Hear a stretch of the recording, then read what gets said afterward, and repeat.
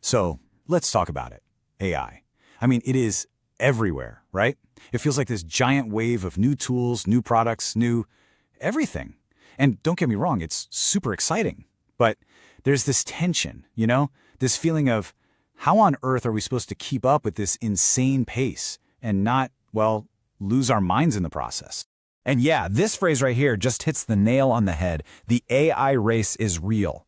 It really does feel like a race, doesn't it? Like everyone is just sprinting to learn more, build faster, just to stay in the game. And there's this quiet pressure, right? That if you even pause to catch your breath, you're going to get left in the dust.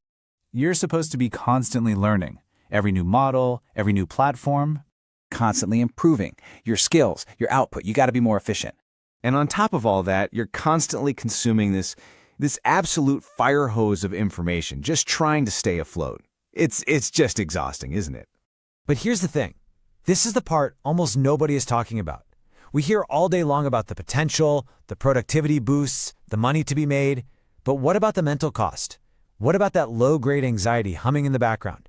The mental clutter, that feeling of being completely wiped out just from trying to keep up.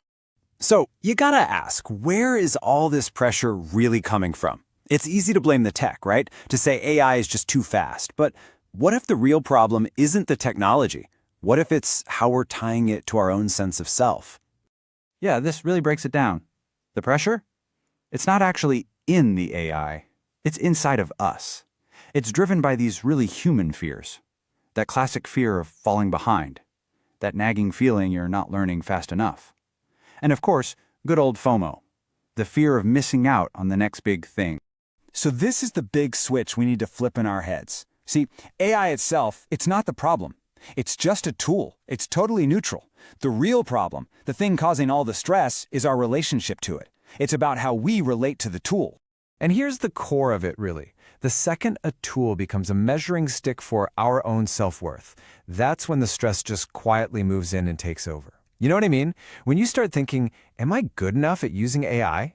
Or do I know enough? Suddenly, you're chasing productivity, but you're losing your peace. Okay, so is there a way out of this cycle? For sure. There's a totally different way to think about this. What if we stopped using AI to create more chaos and started using it to find more clarity? I love this idea. I do not use AI to run faster. I use AI to think clearer. Just think about that for a second. What if your goal wasn't just to produce more, but to understand more, to get clearer in your own head? That's a total game changer. It's a shift away from competition. It's not about trying to impress anybody. It's about using this incredible technology just to give yourself some room, to find a little quiet in all the noise, to just breathe.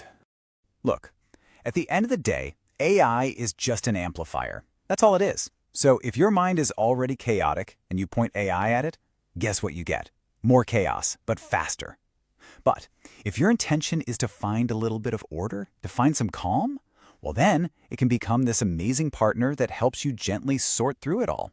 It really all comes down to your intention. All right, so that's the big idea. But how do we actually do it? Let's get practical. I've got a few prompts here you can try, and I want to be super clear. These are not about productivity. They have nothing to do with getting more done. They're about finding a little bit of peace.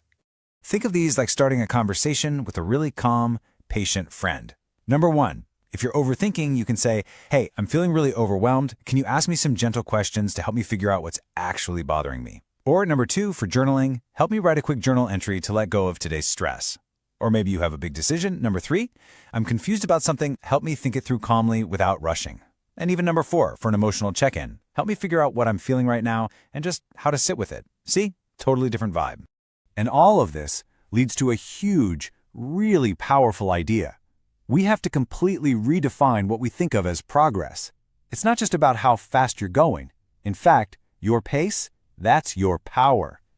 I mean, just imagine for a second, what if progress wasn't about the number of things you checked off a list? What if progress was just having fewer thoughts rattling around in your head, or having crystal clear priorities, or making a big decision from a place of calm instead of, total panic? That sounds like progress to me.